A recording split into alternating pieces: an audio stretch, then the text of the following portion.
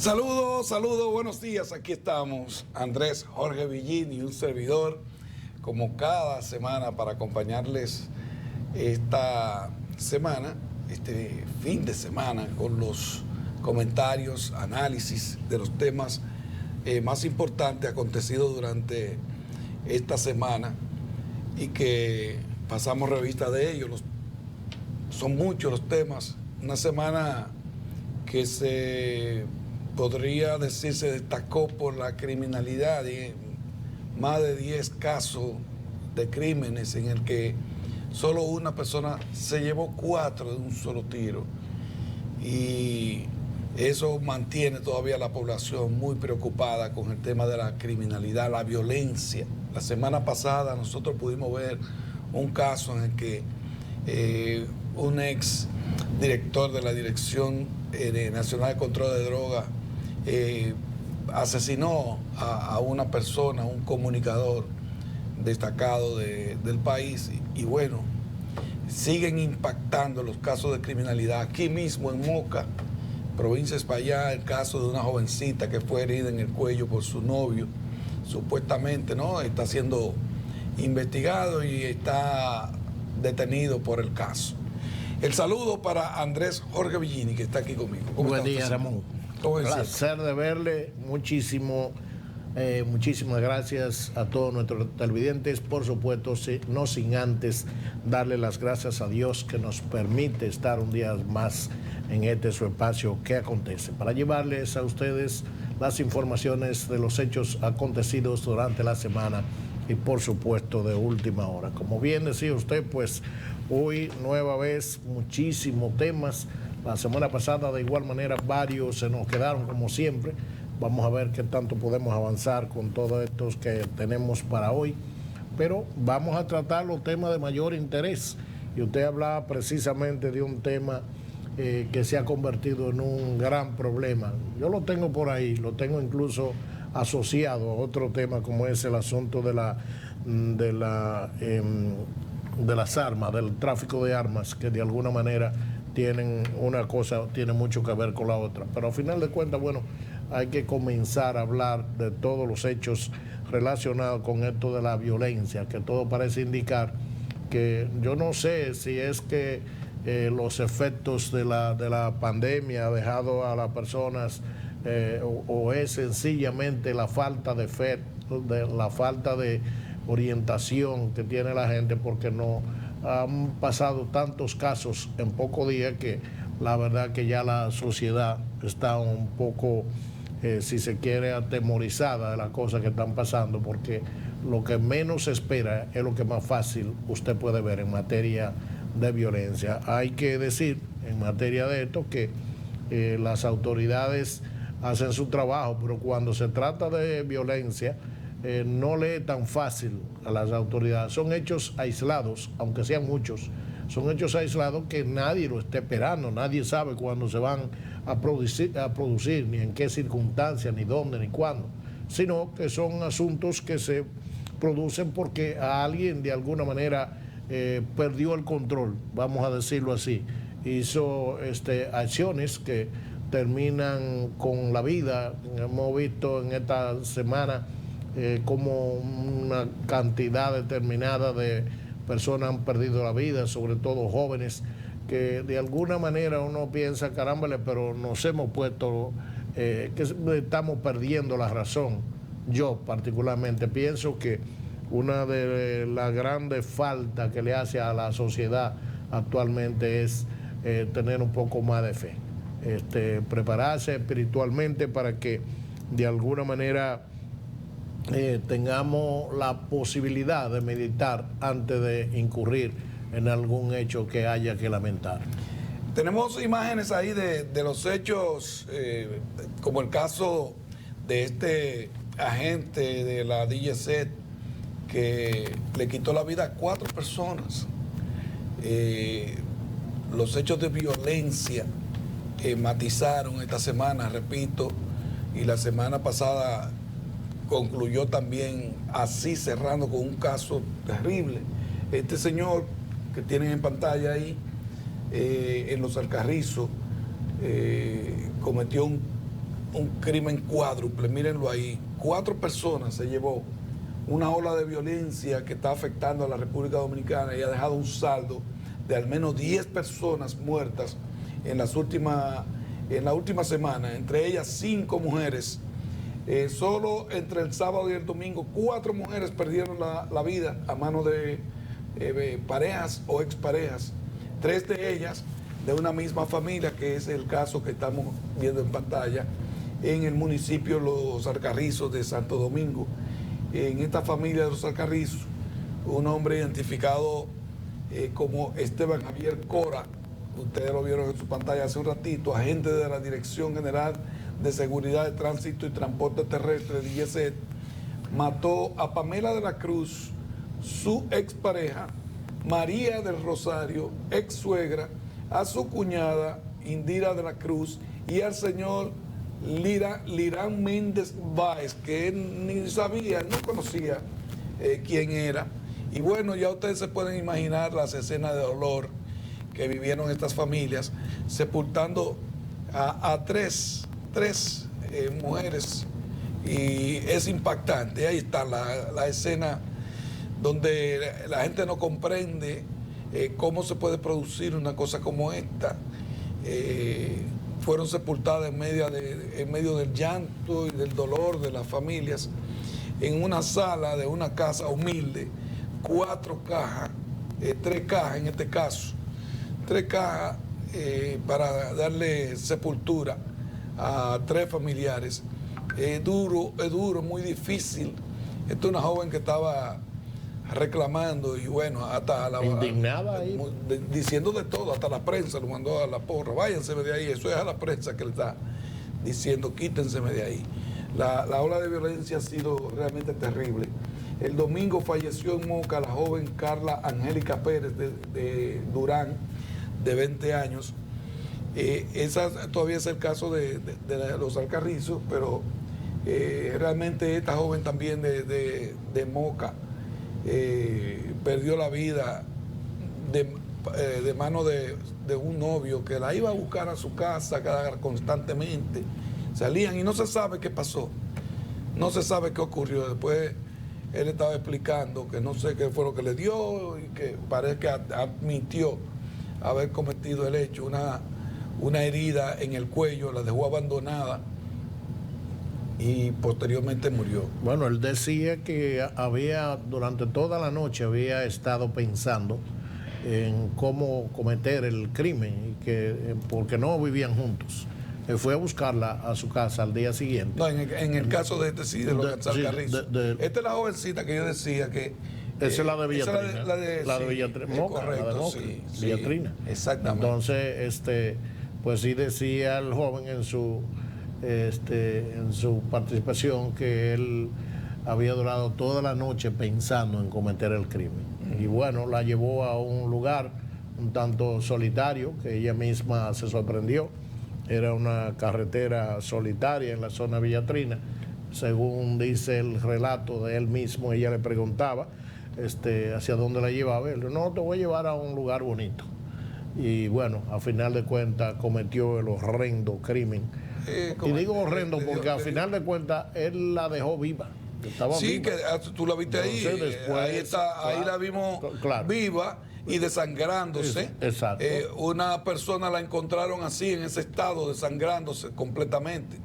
Y yo creo que ellos perdieron mucho tiempo llamando y firmando a la joven herida. Sí, pero hay que salir corriendo inmediatamente. Ellos están hablando ahí, firmando a la joven y hablando de eso. Y están viendo que esa persona está muriendo delante de ellos. Pero hay que decir una herida en el cuello, desangrándose. Esos jóvenes que hicieron ese rescate, y se le puede decir así, realmente ellos perdieron tiempo, no cabe dudas.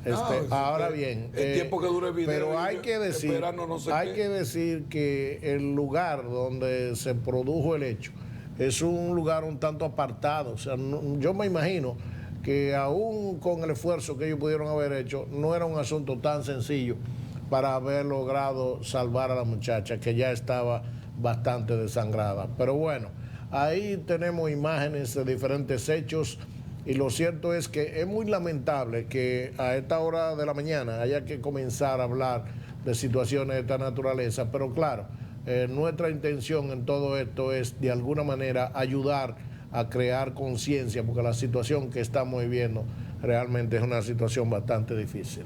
Dije al inicio de que hay un tema muy relacionado con esto, que es el tema del tráfico de armas incluso de alto calibre, que las autoridades han estado haciendo su trabajo. Incluso en esta semana agarraron una banda con una determinada cantidad de armas que usted se pregunta, son armas ilegales, y usted se pregunta, bueno, ¿para qué sirven? ¿Cuál es el propósito? Entonces, sí, ciertamente estamos en esta situación de esta ola de violencia que se está registrando, y por demás, entonces estamos viendo cómo se están introduciendo armas en cantidades industriales, y como decía, armas hasta de alto calibre.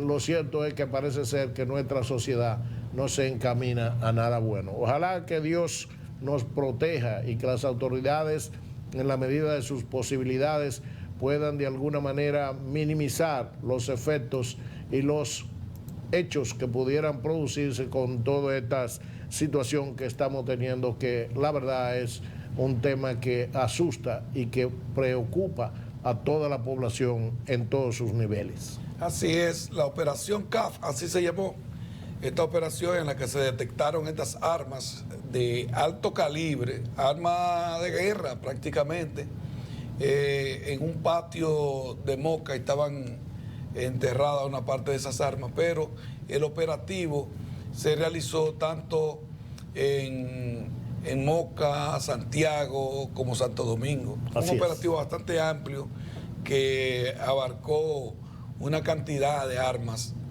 incautadas y sobre todo también una cantidad importante de dinero. Voy a repetir la ocupación de 6 fusiles en la comunidad de Borojoy, del municipio de Moca, provincia de Espaillat. También durante los operativos donde apresaron a 2 personas, las autoridades también ocuparon 2 pistolas y 6.000, óigame bien, 6.796 cápsulas 9 milímetros. Eso asusta.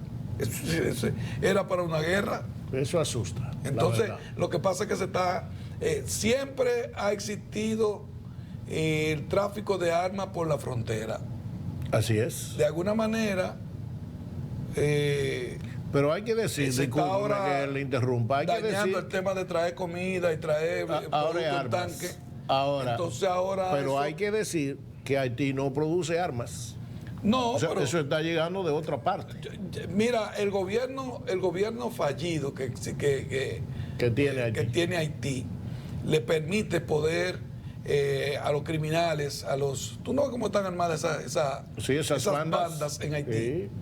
Entonces le permite todo eso. A propósito, más adelante voy a colocar un video donde Miguel Vargas Maldonado hace un llamado con relación al tema de los haitianos. Lo voy a presentar más adelante, pero esas bandas que operan en Haití están armadas por ese gobierno fallido. Y están...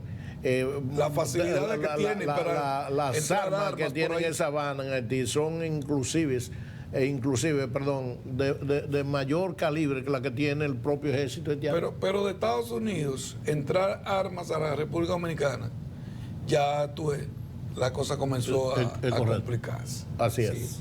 Vámonos a nuestra primera pausa. Y bueno, esta semana también se dio una situación con relación a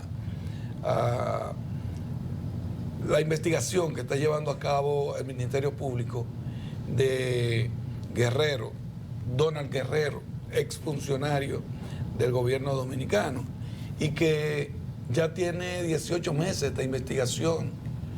Se dio a conocer, Julio Martínez Pozo reveló un intercambio de comunicación, digamos, memorándum interno de la Procuraduría General de la República y el PEPCA. Vamos a ver eso después de la pausa.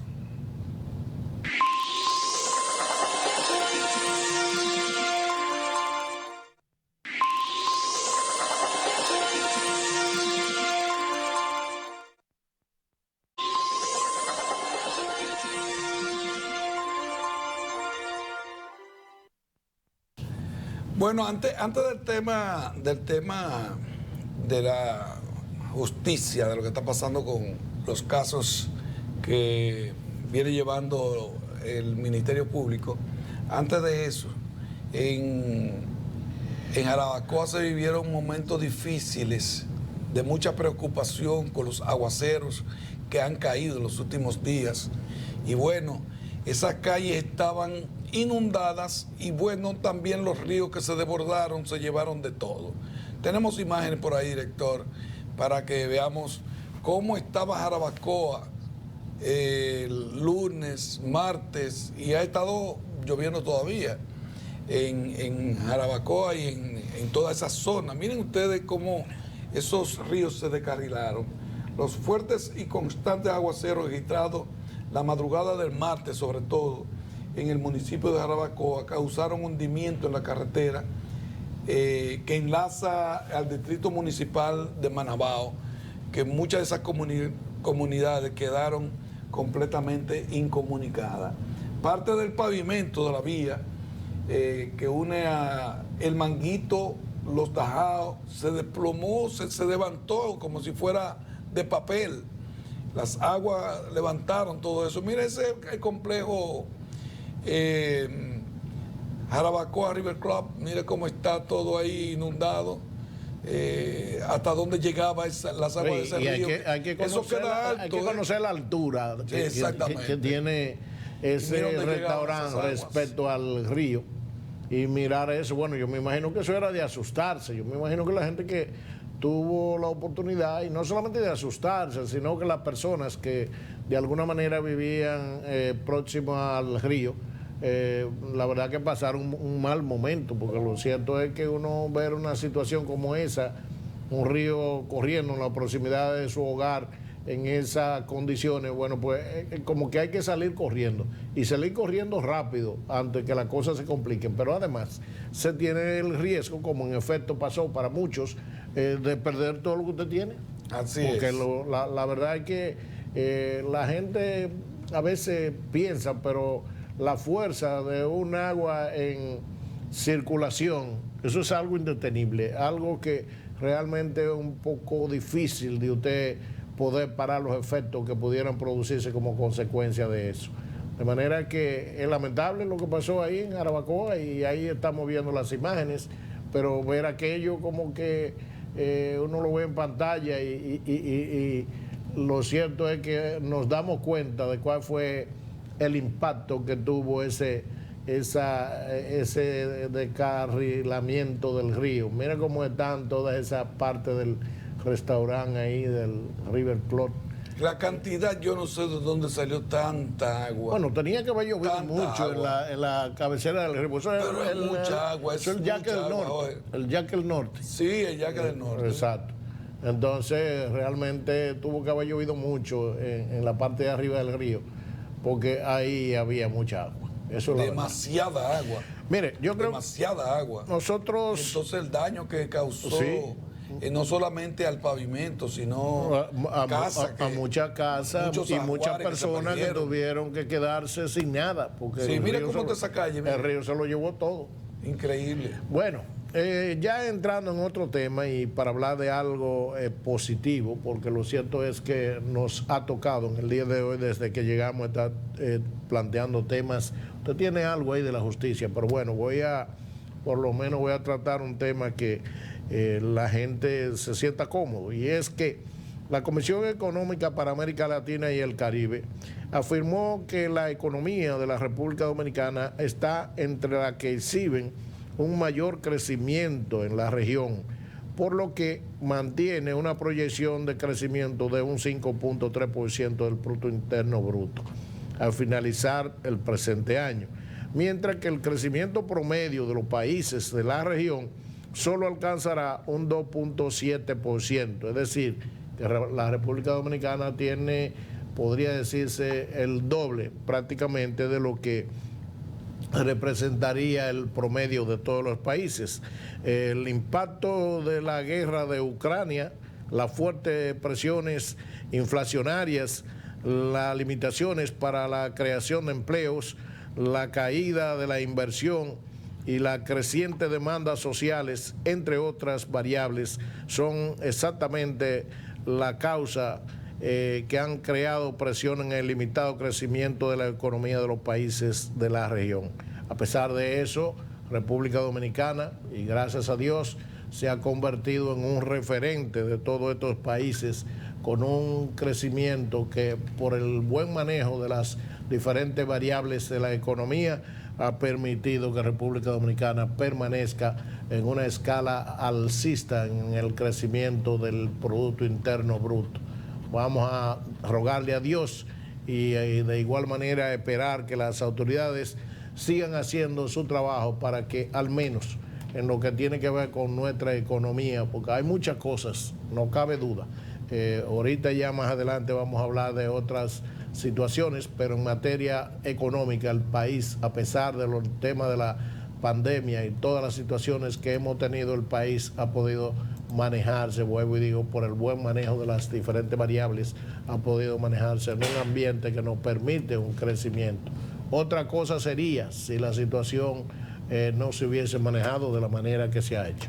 De manera que hay que darle nuestras felicitaciones a las autoridades del Banco Central, nueva vez, y las autoridades que toman las políticas monetarias del país, porque de alguna manera esto ha contribuido positivamente a nuestra economía. Eso que estamos viendo ahí es el estudio que fue presentado en Chile, el estudio de la CEPAL, donde se dan a conocer estos números que son bastante, digamos, halagadores, digamos, interesantes. Digamos, la Comisión Económica para América Latina y el Caribe prevé una previsión de crecimiento promedio para la región de América Latina de 2.7% para el cierre de este año, y proyecta a República Dominicana, como ya decía Villini, entre los de mejor crecimiento con un 5.3%, Venezuela está 10% y Panamá 7%. Esa es el informe, eso es lo que trajo precisamente ese informe, y ahí se dio a conocer todos los detalles de este informe. No obstante, advierte que la crisis global afectará a los países de la región latinoamericana. El Organismo de Naciones Unidas advirtió en su nuevo informe que la secuencia de crisis ha llevado al escenario de bajo crecimiento y aceleración inflacionaria que presenta la economía global, lo que junto al menor crecimiento del comercio, la aparición, la apreciación del dólar y el endurecimiento de las condiciones financieras globales impactarán negativamente a los países de la región, de manera que son noticias para uno prepararse más bien, aunque te dicen que que el crecimiento va a ser positivo y en algunos países, pero te hacen esta advertencia que es sumamente importante para que los gobiernos comiencen a manejar esas informaciones y comiencen a tomar precauciones. Ahí estamos viendo el momento en el que se hizo la presentación en Chile específicamente de este informe de la CEPAL. Y bueno, entrando en el tema de la investigación, justicia, yo decía hace un momentito que el ex funcionario Donald Guerrero está siendo investigado, y esa investigación lleva 18 meses. Y lo que pasa es que sus abogados han comenzado a presionar con relación a que le presenten lo de la investigación, porque sin haber sido llevado ante un juez para pedir medida de coerción, él está con una medida de coerción en sus hombros, puesta de una manera directa prácticamente, porque tiene impedimento de salida, una advertencia que si va a salir entonces lo van a tomar preso, porque ellos tienen una investigación abierta. Esa investigación, la Procuraduría Especializada en Persecución de la Corrupción, con apoyo de la Dirección General de Persecución de la Procuraduría, investiga al exministro de Hacienda, por los tipos penales preliminares, según la información que dio la misma Jenny Berenice, directora del PEPCA, de asociación de malhechores, falsificación, estafa contra el Estado, soborno, coalición de funcionarios y lavado de activos. Son los tipos penales, dice ella en un documento que le envió a la magistrada Miriam Germán, preliminar. Pero la magistrada Miriam Germán, a requerimiento de los abogados de Donald Guerrero, le dio la orden a Jenny Berenice de entregarle la carpeta de investigación que se está haciendo en contra de Donald Guerrero, que tiene 18 meses. De lo que se dice es que este va a ser el expediente más grande, y ya tuvimos el más grande hace muy poco con relación al tema presentado finalmente con más de 12,000 páginas. Más de 12,000 páginas, que es el expediente Medusa. Ahora se dice que va a ser más grande todavía. Pero yo creo que yo creo que creo que esto no es un tema de volumen. Andan detrás de Danilo Medina. Sí. Porque ya lo hemos visto como lo vienen mencionando. No cabe duda. Hay todo un proceso. Pero lo cierto es que yo creo que el Ministerio Público debe ser contundente en su planteamiento y tal vez más que contundente, claro también, porque bueno, no se trata de un tema de volumen del expediente. Claro, el expediente va a tener un volumen de acuerdo a las acusaciones. A una persona que no tiene medida de coerción, pero tiene medida de coerción. Exactamente. O sea, es una medida de coerción irregular. Exacto. Porque tiene impedimento de salida prácticamente. Tiene una advertencia puesta si va a salir. Y esa advertencia, además de que se tiene que estar presentando cada vez que lo requieran, bueno, eso le pasa a cualquier ciudadano. Cada vez que el Ministerio Público requiera a alguien, tiene que presentarse. Debe asistir. Pero en medio de una investigación, 18 meses siendo investigado. Es mucho tiempo. Claro, si es como se ha expresado. Es malo para Donald Guerrero, pero es malo para usted también. En el caso de que eso le ocurra a usted, entonces también estaría mal que se haga de la manera que se está haciendo. Por eso la magistrada da una orden de que se le entregue la carpeta de investigación para que ellos puedan saber de qué lo están acusando. Y bueno, no de que lo están acusando, porque ahí se está ¿De qué que lo investigan? ¿De qué lo investigan? ¿Cuáles son los documentos que soportan eso? La magistrada Jenny Berenice le responde para atrás con un memorándum solicitándole la reconsideración, y ahí es donde ella explica los tipos penales en los que ella están evaluando para llevar a la justicia a Donald Guerrero. Lo cierto es que con esta información queda totalmente claro que Donald Guerrero va a presentarse ante la justicia, va a ser sometido ante la justicia por un expediente que viene manejándose desde hace 18 meses. Bueno, ojalá y que no sea otra historia igual que otros. Será una historia más grande. Realmente. Lo que yo siento es que... No, pero yo no digo que no sea cierto, no es a eso que me refiero. O sea, totalmente claro en que si hay un expediente y un expediente debidamente sustentado, es eso lo que hay que hacer. Ahora, a lo que yo digo es que no se convierte en una historia de años hablando de lo mismo y no se resuelve el tema. Porque, por ejemplo, ahí estamos hablando del tema Jean Alain. ¿Cuánto se ha hablado del tema? Y finalmente salió y se sometió, pero ahora sí. Este caso se dice, repito, que es más voluminoso el caso y por eso 18 se ha tardado meses, tanto para 18 meses en la investigación. Esa es la causa yo tengo la impresión del retardo de la investigación. Lo voy a reiterar, de que el Ministerio Público, ese equipo, está detrás de la cabeza de Danilo Medina y no han podido lograr conectarlo para no ir a la justicia llevando al expresidente de una manera fallida. Han buscado la forma de conectar todas estas cosas con el expresidente. Es la impresión que tengo.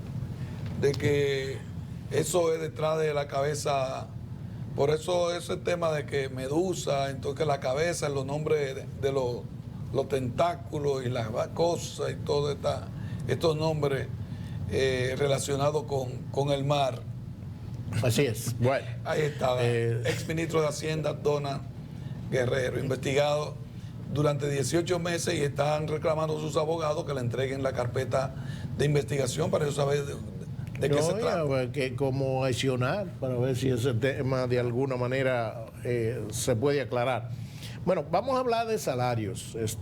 Hay que hablar de una propuesta de ajuste de salario. La verdad que el tema salario en República Dominicana, y yo diría que en toda parte del mundo, cuando se habla de aumento general de salario, es un tema bastante complejo. Y en este caso particular, el ministro de Trabajo, el señor Luis Miguel de Camps, en su interés por aplicar políticas salariales que permitan garantizar una mejor calidad de vida a los trabajadores, remitió al Consejo Nacional de las Empresas Privadas y asimismo a las diferentes centrales sindicales una invitación para participar en una reunión con el propósito de dialogar sobre el tema de un posible aumento salarial. Esta reunión estaría propuesta para el próximo martes 30, y ahí se supone que se va a hablar de esto.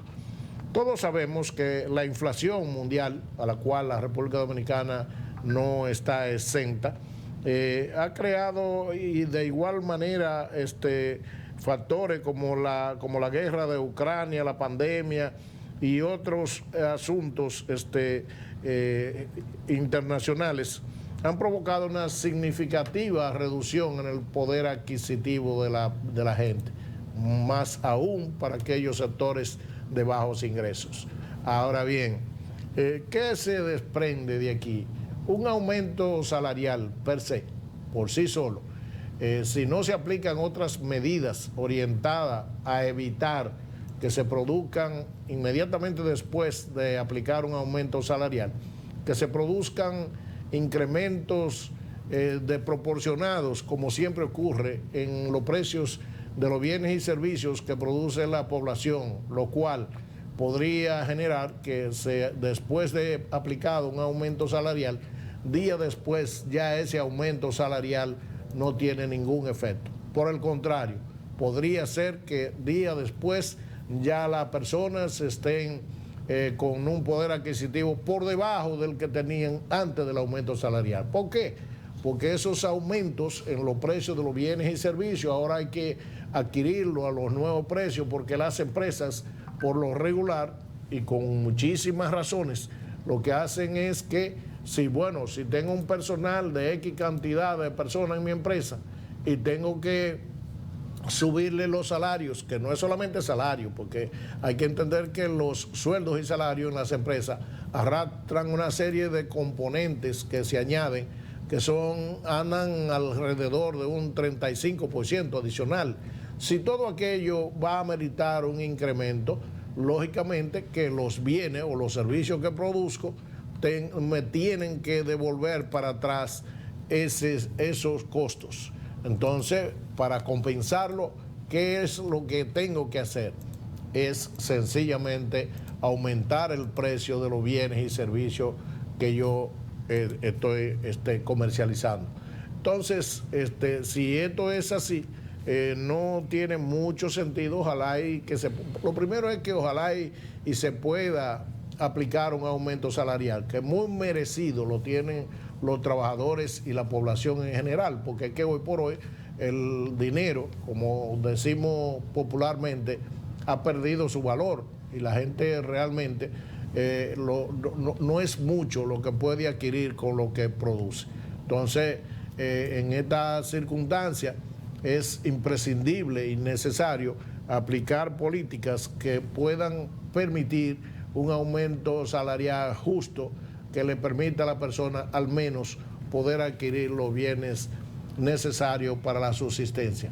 Pero vuelvo y reitero, hay que buscar igualmente medidas que puedan orientar a las empresas y a los productores para que los productos que venden a la población no vayan a implementar nuevos aumentos, porque al final el efecto no tiene mucho sentido. Vámonos a nuestra segunda pausa y en breve retornamos con otros temas.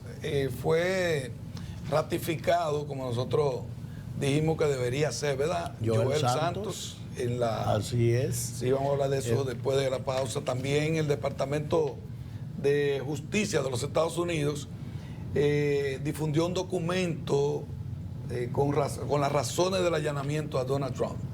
Pausamos y en breve retornamos.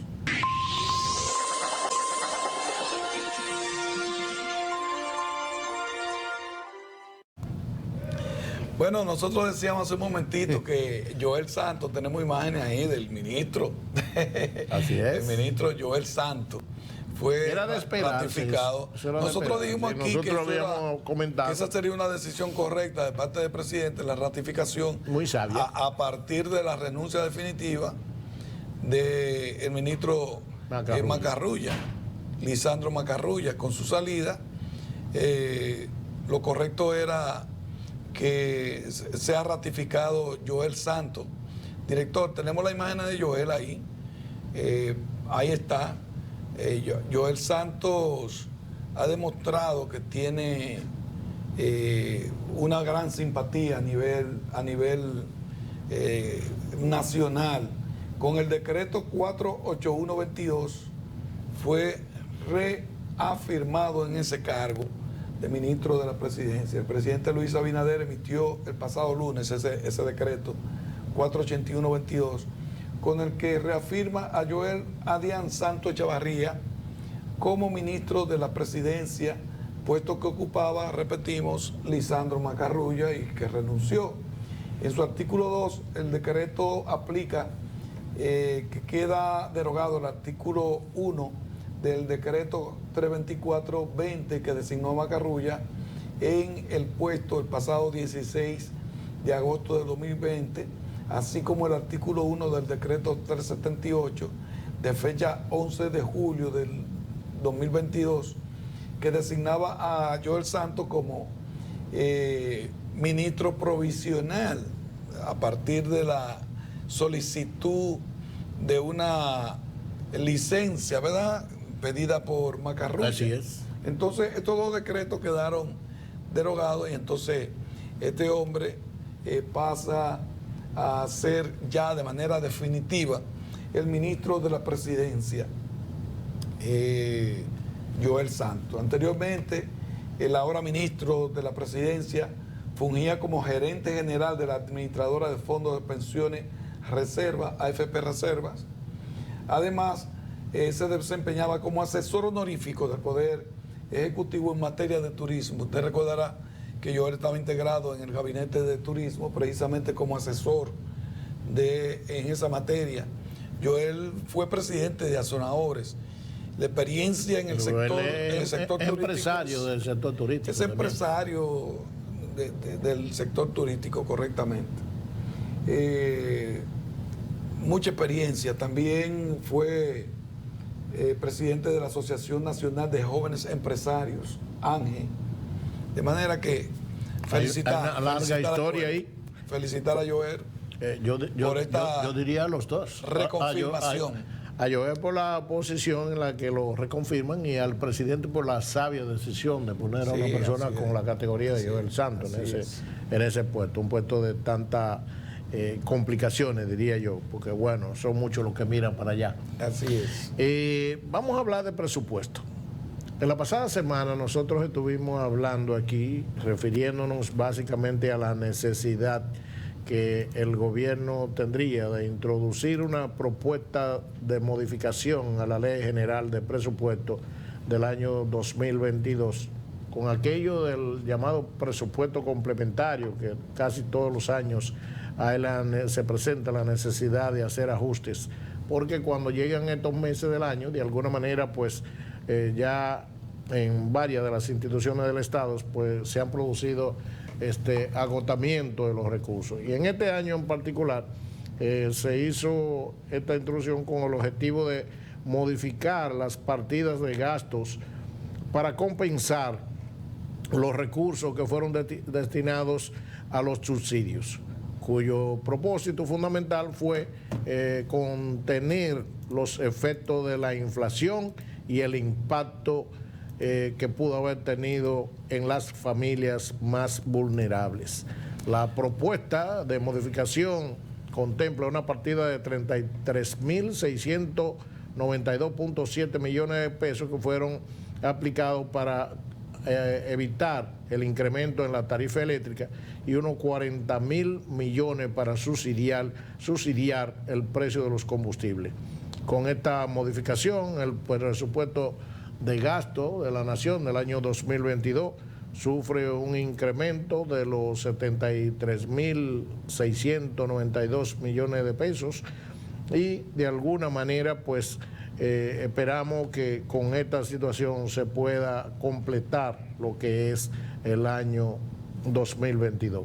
El proyecto no contempla nuevo financiamiento externo para su financiación, de manera que no tendrá efecto en lo que pudiera ser el endeudamiento, como muchos pensaban y habían comentado. Así que vamos a ver, lógicamente, qué informaciones dan las autoridades con respecto al tema de la procedencia de estos recursos, porque si no hay endeudamiento, que el propio director de presupuesto, que ya vimos ahí, había hablado en su momento de que iba a ser necesario incurrir en nuevos préstamos para poder financiar estas situaciones. Economistas están opinando ya sobre esa solicitud.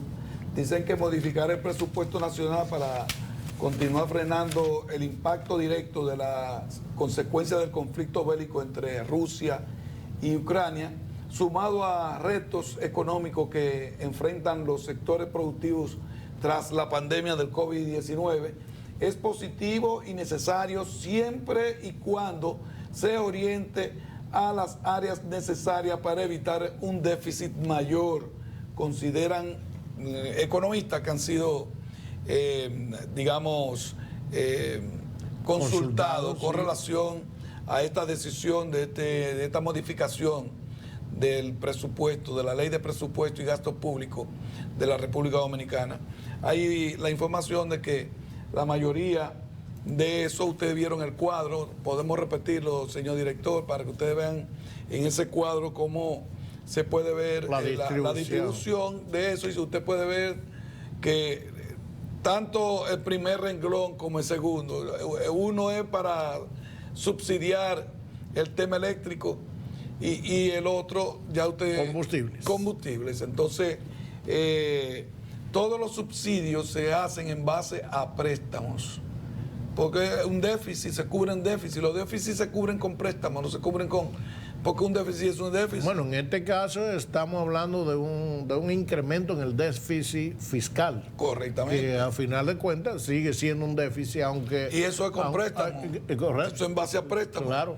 Aunque cuando usted no tiene dinero para pagar, usted lo que hace es que busca prestado. Bueno, yo tenía un amigo que él nunca tenía dinero, nunca trabajaba, no le gustaba. Entonces él decía, Ramón, préstame 100 pesos. Exactamente. Pero yo te lo pago mañana. Era buena paga. Yo te lo pago pasado mañana. Entonces, pasado mañana se cumplió el compromiso, entonces venía bien y préstame 100 pesos. Y le pagaba a Ramón. Entonces, se manejaba con cuarto ajeno todo el tiempo. El financiamiento. No había que tener dinero. No. Y más si tenemos la posibilidad de que nos presten. La única cosa es que cuando tú no encuentras quien te preste, entonces se rompió la cadena. Sí, por eso yo decía, acabo de decir que más cuando tenemos quien nos facilite los recursos. Cuando se rompió esa cadena, entonces tú comienzas a quedar para atrás mal. Así es. Y ahí es que está la cuestión. Pero gracias a Dios, en República Dominicana, cuando tú vienes otra vez al final, entonces te das cuenta que ya tú tienes una deuda enorme. Está en una situación difícil. Sí. Pero República Dominicana hasta el momento, a pesar del altísimo, diría yo, nivel de endeudamiento que tiene el país, porque hablábamos la pasada semana de esto y hablábamos de que la posición era de un 67 algo % del Producto Interno Bruto, ese nivel de endeudamiento, todavía República Dominicana tiene la posibilidad de de obtener financiamiento de otros países y organismos internacionales, incluso hasta nacional. Son muchos los endeudamientos que se han puesto en práctica y con todo y eso todavía hay donde buscar dinero. Así es. A propósito, el otro tema que nos ocupa es el que tiene que ver con las MIPYMES.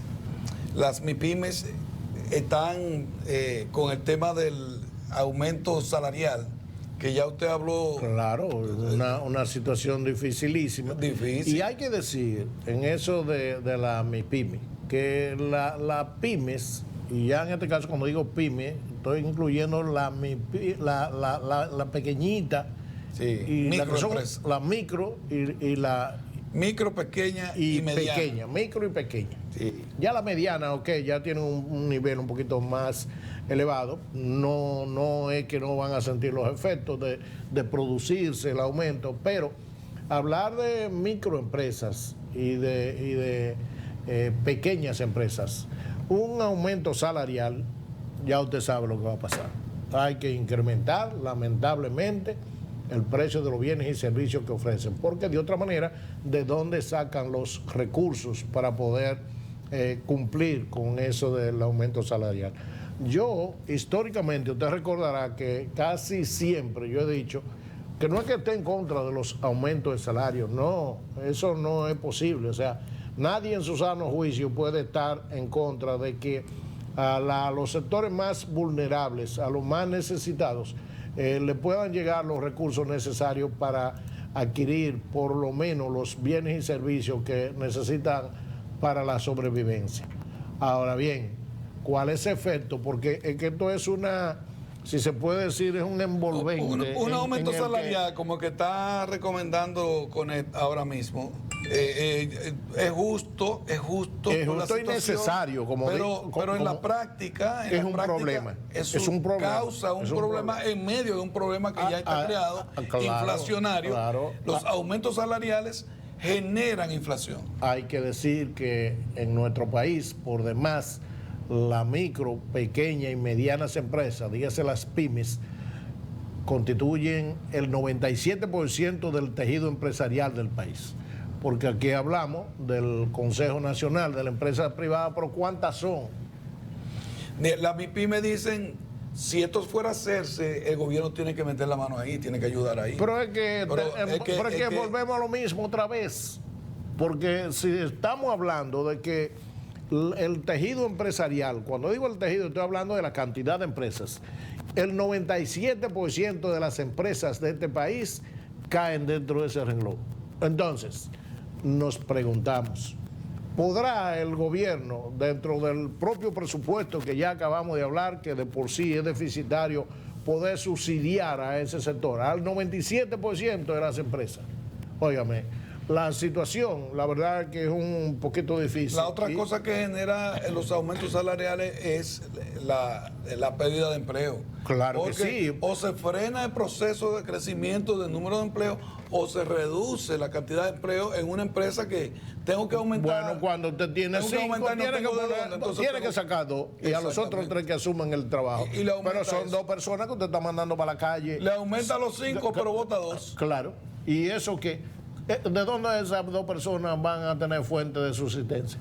Entonces, lo cierto es, no estamos en contra de vuelvo y reitero, no estamos en contra de un ajuste salarial. Ojalá y que sea posible. Ahora, ¿qué hay que hacer? Hay que estudiar todas las variables que intervienen en este tema para que a final de cuentas los resultados no sean, como dice el adagio, peor la sal que el chivo.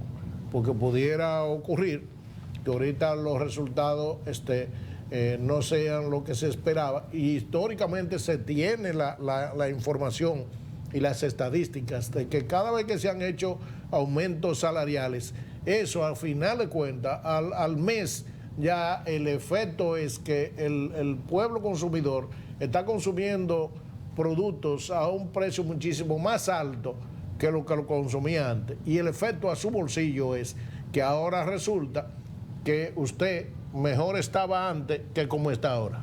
Así es. Miguel Vargas Maldonado, presidente del Partido Revolucionario Dominicano, esta semana, a mediados de esta semana, expresó su preocupación por la crisis que vive el pueblo haitiano y cómo esto podría repercutir o está repercutiendo en la República Dominicana. El presidente de esa organización política expresó su preocupación por la crisis que atraviesa ese país y planteó que la misma representa una seria amenaza, una amenaza real para la República Dominicana. La situación de inseguridad en Haití empeora rápidamente y el vacío de poder ha colocado a esa nación al borde de la guerra civil, lo que plantea una amenaza real para la República Dominicana, dijo el exministro de Relaciones Exteriores, Miguel Vargas Maldonado. Vamos a escuchar que es breve una breve presentación que hizo él con relación a esta preocupación que le está manifestando y que está pidiendo al gobierno que tiene que hacer algo urgente. Adelante. La situación de inseguridad en Haití empeora rápidamente y el vacío de poder ha colocado a esa nación al borde de la guerra civil, lo que plantea una amenaza real para la República Dominicana. Los últimos reportes son muy preocupantes. Choques entre bandas armadas, ineficacia de la policía para contener la ola de violencia y protestas callejeras, secuestros indiscriminados, extorsión criminal de manera generalizada, asaltos a oficinas públicas, actos vandálicos y el ingreso ilegal de grandes cantidades de armas de fuego. Al caos institucional y deterioro del orden público se suman la indiferencia de la comunidad internacional, el desabastecimiento de productos básicos y combustibles, una inflación galopante, la pobreza extrema y el aumento creciente de la migración ilegal. Lo que ocurre en Haití atenta contra nuestra seguridad nacional, por lo que urge adoptar medidas en consecuencia a fin de preservar el Estado de Derecho y garantizar la paz y la integridad ciudadana. Mucho antes de que enrareciera el clima de violencia en Haití, reclamamos en vano una mayor atención del gobierno y la comunidad internacional hacia ese problema. Incluso la petición dominicana para redoblar los esfuerzos de pacificación a cargo de las Naciones Unidas y las advertencias que hicimos sobre el menoscabo del ambiente político e institucional en ocasión de nuestra membresía en el Consejo de Seguridad hasta diciembre del 2020, solo recibieron el silencio como respuesta. El reciente mandato del Consejo de Seguridad de la Oficina Integrada de la ONU en Haití, BINU, órgano que reemplazó la fracasada MINUYOS, abre una puerta que la República Dominicana debe aprovechar. Nos referimos a la posibilidad de formar un bloque regional para promover la estabilidad y la institucionalidad en el vecino país. Como tarea prioritaria, la República Dominicana debe promover cuanto antes la formación de ese grupo de trabajo a fin de terminar con el reinado de las bandas, restablecer el imperio de la ley y posibilitar las condiciones que permitan elecciones libres. En el frente interno, el gobierno debe disponer de un control más efectivo de la frontera para prevenir el cruce de inmigrantes indocumentados. El número de parturientas en nuestros hospitales es señal inequívoca de que la frontera sigue siendo vulnerable. Finalmente, exhorto al gobierno a mostrar una mayor voluntad política para afrontar con decisión el peligro que representa la crisis haitiana para la seguridad, la preservación de la paz y la estabilidad social en la República Dominicana. Este es el momento de pasar del discurso a la acción y cumplir con responsabilidad el deber de resguardar el interés nacional. Las presentes y futuras generaciones lo agradecerán. Bueno, ahí está. Un mensaje bastante claro y sobre preciso. todo hay una propuesta concreta de parte del presidente del Partido Revolucionario Dominicano, con relación a la estructuración de un bloque regional. Eso es interesante. Un bloque regional, un bloque solamente de los países que estarían interesados en mirar cómo se puede colaborar, ayudar de manera democrática y sobre todo participativa en Haití para buscarle una solución a ese problema, porque es un problema serio que están viviendo una cantidad extraordinaria de seres humanos que quieren vivir en paz, que no quieren vivir la situación que se está viviendo. Mire, negociando con armas todo el mundo, hasta los religiosos. Ahí estoy viendo la información de que las autoridades haitianas detuvieron al contador de la iglesia episcopal de Haití por un caso de tráfico de armas y municiones en el muelle de la autoridad portuaria que involucra a la iglesia.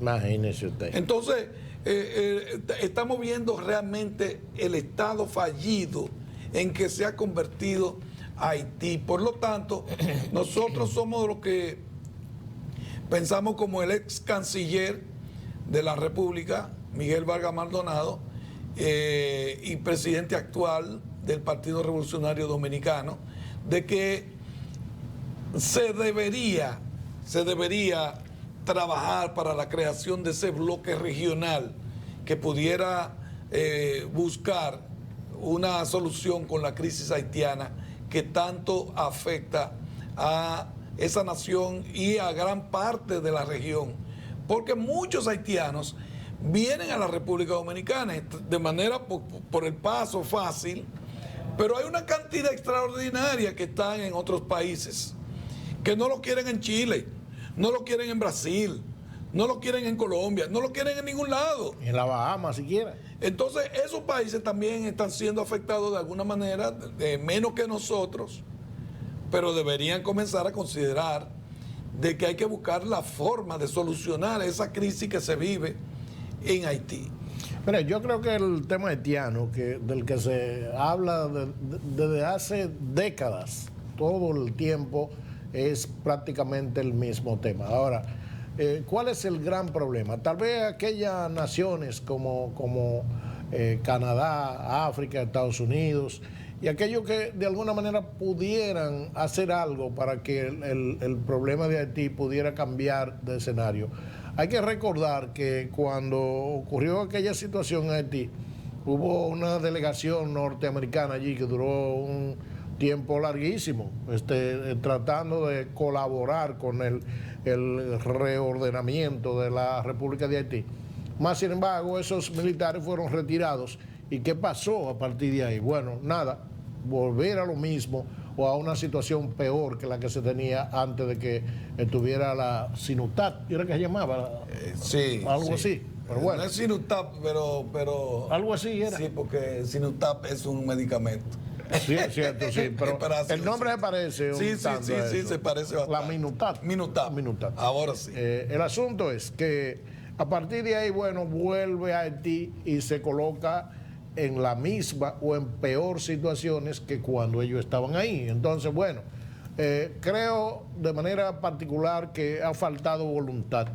Eso que plantea Miguel Vargas, de que haya una, digamos, una integración de los países, sobre todo de aquellos que están siendo más afectados con el tema, para ver si de alguna manera colaboran. Pero nadie quiere meterse a Haití, nadie quiere ir a plantear soluciones allí, porque ¿qué es lo que pasa en Haití? Bueno, imaginémonos un escenario donde se crea una situación, se pone un nuevo presidente, se hace toda una estructura gubernamental, pero ¿qué pasa? En Haití fácilmente al presidente se lo llevan a los 2 o 3 días y volvemos lo mismo otra vez. Entonces, yo creo que primero que hace falta voluntad y después hace falta que los países con la posibilidad de hacerlo, como ya lo que ya había mencionado, pues definitivamente digan, bueno, vamos a instaurar un gobierno externo allí, que pueda de alguna manera y con la suficiente vigilancia y con la garantía de seguridad para evitar nuevas situaciones, pudiera ese país enderezarse, aunque fuera por un determinado tiempo. Vámonos a la pausa y cuando regresemos ya venimos con el bloque final. Pausamos y en breve retornamos.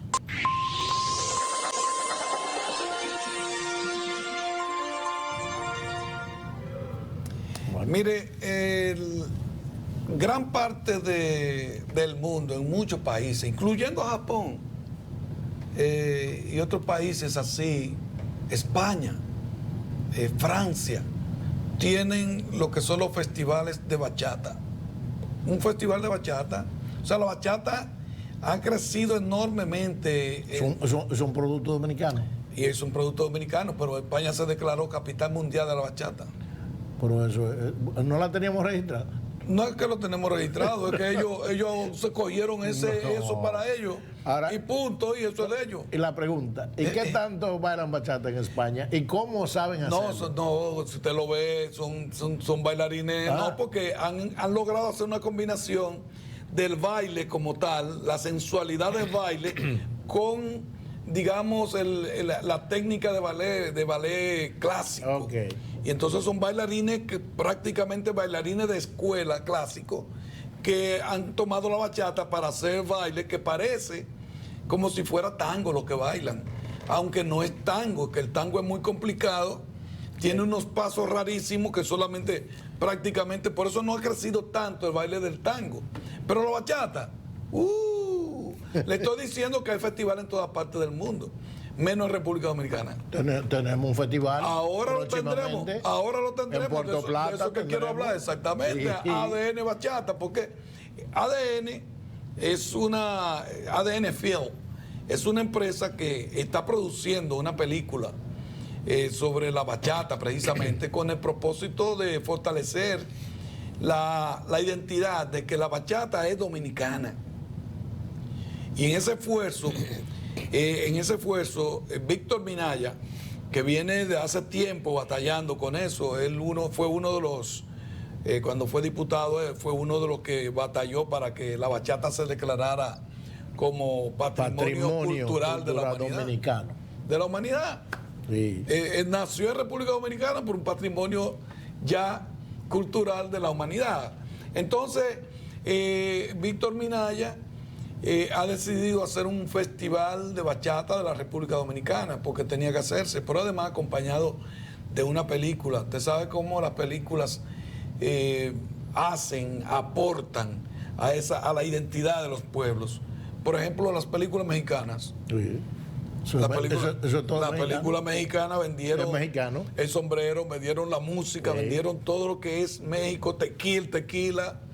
Pero fue el cine que distribuyó, que se fajó con eso, ¿verdad? Claro. Entonces, el cine contribuye muchísimo y precisamente por esa razón, Víctor Minaya, que está trabajando con este proyecto junto con un grupo de instituciones asociado a la Asociación de Hoteles de la Zona Norte, empresa turística de la Zona Norte, tenemos imágenes ahí de esa rueda de prensa. Realizaron una rueda de prensa, ADN Bachata se llama, director, a ver si me está escuchando el director. A veces no hay, creo que no tienen bocina ahí adentro, que el director a veces no nos escucha. Ahí está la rueda de prensa. ¿No se escuchó? Sí, la rueda de prensa que se llevó a cabo, óigame bien, en la Loma Isabel de Torres, allá arriba, en lo más alto, la asociación, ahí están los precursores, Víctor Minaya, y está Luis,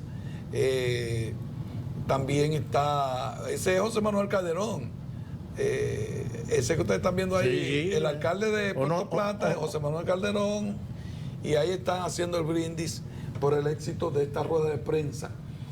ADN Field, con la participación de las autoridades locales, realizaron la rueda de prensa para dar a conocer los detalles de ADN Bachata World Festival, primer festival de bachata a celebrarse en la República Dominicana, específicamente del 17 al 20 de noviembre, en el Hotel Senator Spa, Parque Central y el anfiteatro de Puerto Plata. Durante 4 días, la bachata brillará en todo su esplendor como una amplia agenda de actividades El festival pondrá en escena a los principales bailarines de bachata del mundo y exponentes de género para disfrute de turistas nacionales e internacionales. Tengo que decir que está viniendo una española a darle clase de bachata a los dominicanos. Oiga bien. Pero óigame. Es una vergüenza. No. Es una vergüenza, pero por supuesto que lo es. Usted dice que no es una vergüenza. No, yo no creo eso. Mire, usted... Una española venir aquí a darle clase a los dominicanos de bachata. Escúcheme. No importa que venga. Ahora, déjeme decirle. Usted se entra a esos barrios de aquí a buscar bailadores y bailadoras de bachata. El problema y le dan un curso a cualquiera, española, el problema inglés. No, un suape le da a la española. No, porque ellos tienen un ritmo diferente. De eso se trata. O sea, si estamos todo eso hablando... tiene que ver con la falta también desde el Estado de apoyo a los temas culturales. Pero, óigame...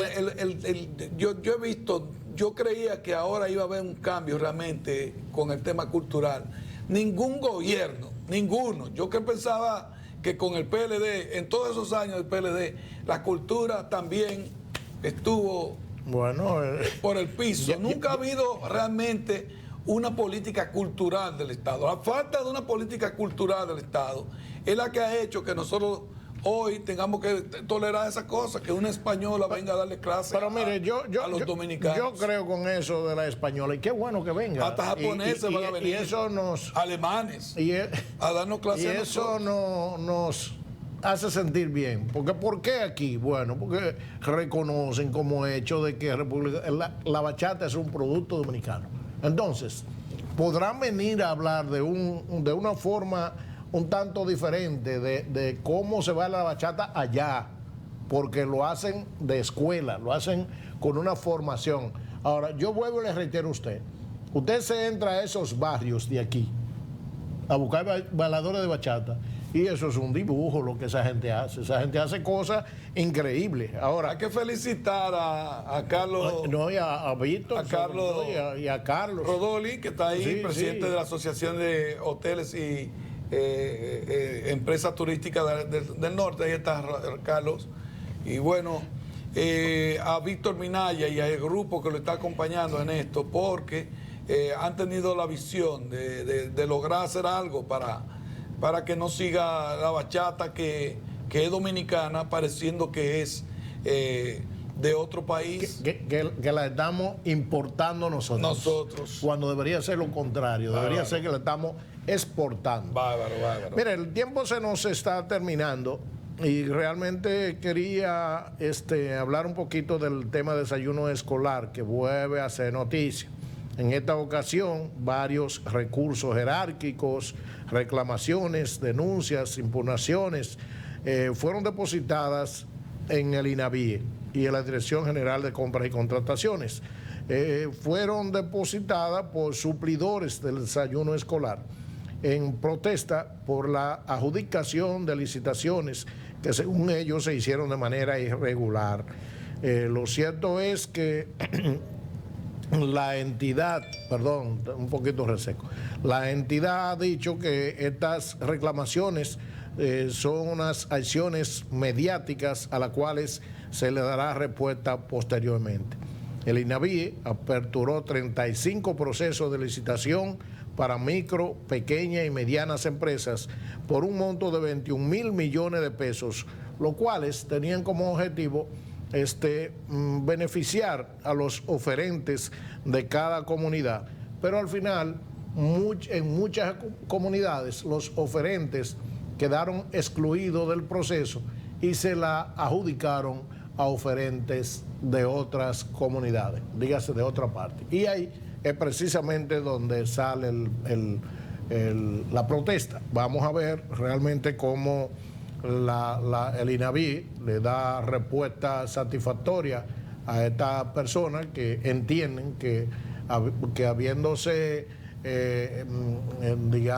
dejado fuera a varios de los oferentes en diferentes comunidades, para entonces, según ellos, beneficiar a oferentes de otras localidades. Vamos a ver qué pasa, pero sigue siendo el INAVIE con el tema del desayuno escolar, sigue siendo noticia, los temas no se terminan, a cada rato es un tema nuevo y bueno, ahí tenemos una nueva situación que se presenta.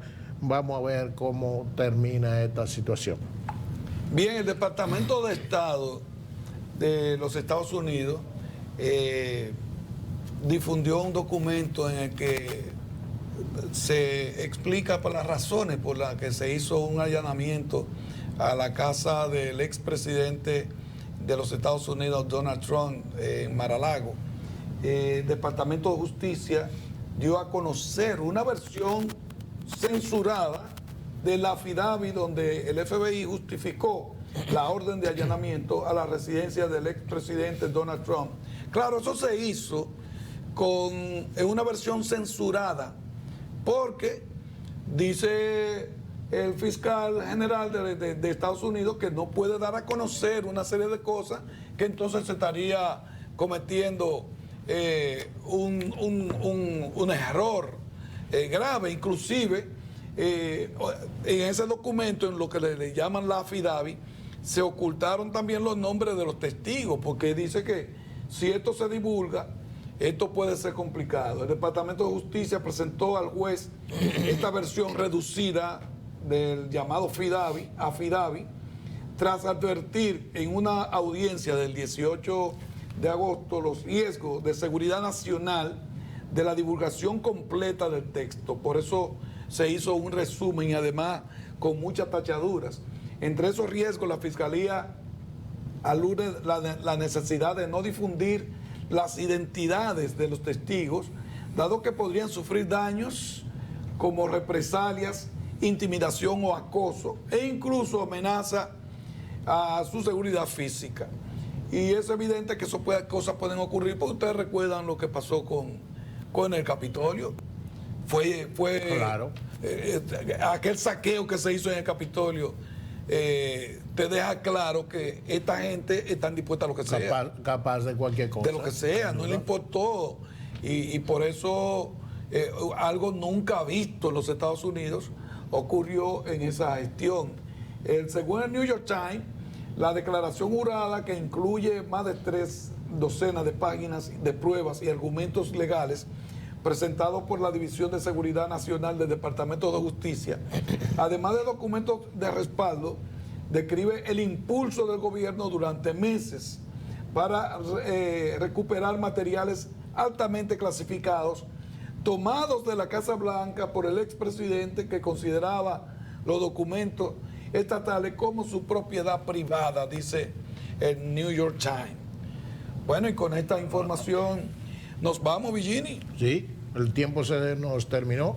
Así es. Como siempre, varios temas pendientes, pero bueno, lo seguiremos retomando y hoy cubrimos prácticamente la agenda de los temas. Hoy fue poco lo que se nos quedó. De todas maneras, a usted de nueva vez darle las más sinceras gracias por estar con nosotros. Feliz fin de semana. Hasta la semana próxima.